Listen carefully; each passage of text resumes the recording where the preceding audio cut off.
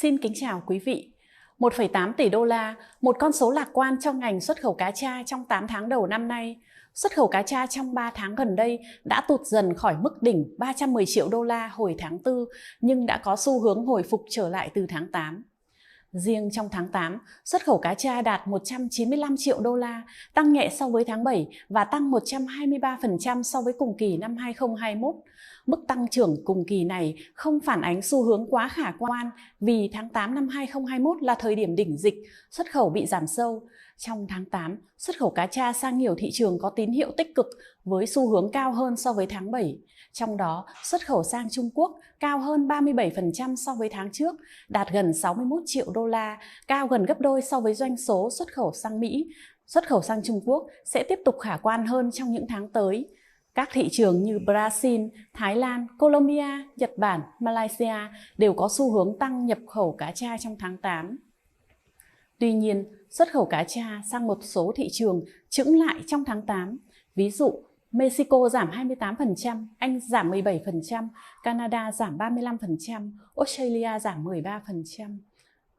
Xuất khẩu cá tra sang Mỹ dù đã hồi phục nhẹ, tăng 4% so với tháng trước, nhưng doanh số vẫn khá khiêm tốn, 33 triệu đô la. Dự đoán xuất khẩu cá tra sang thị trường này sẽ khả quan hơn trong tháng 9, tháng 10 khi lượng tồn kho giảm dần và nhu cầu nhập khẩu phục vụ cho cuối năm và năm mới tăng.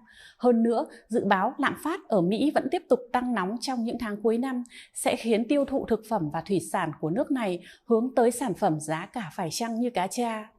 Bộ Thương mại Hoa Kỳ DOC đã ban hành kết luận cuối cùng đợt rà soát hành chính thuế chống bán phá giá lần thứ 18 cho giai đoạn từ ngày 1 tháng 8 năm 2020 đến ngày 31 tháng 7 năm 2021 đối với cá tra của Việt Nam.